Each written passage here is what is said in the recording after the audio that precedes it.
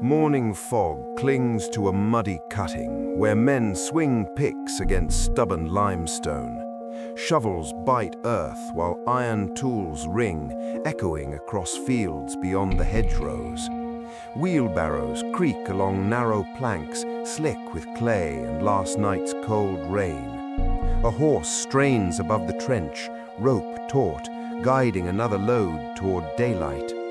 Boots sink deep in mud, while breath clouds the damp air of an English dawn. No engines help them here, only muscle, hunger, and the promise of 3 shillings.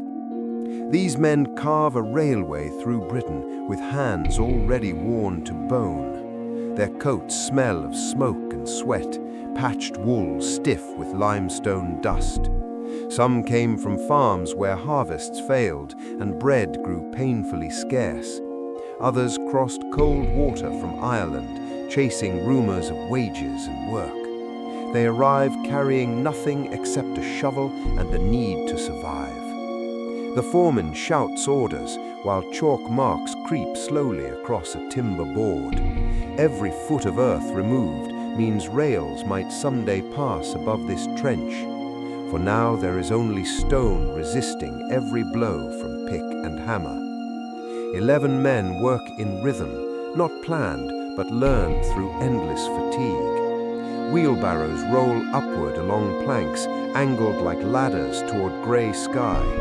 If a grip slips, the barrow races back with crushing iron and splintered wood. 3 men fell this month alone, swallowed by gravity and soaked timber.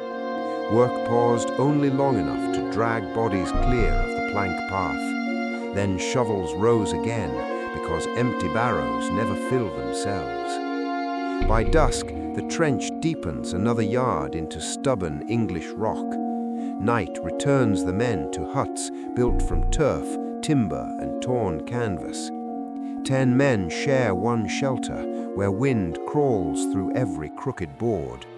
There are no beds, only planks raised barely above the wet ground.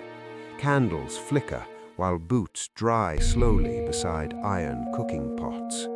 If you want to discover more real stories like this, dark, hidden, and rooted in history, make sure you subscribe to this channel now, because what comes next is even more shocking. And one more thing, wherever you are watching from right now, write your country's name in the comments.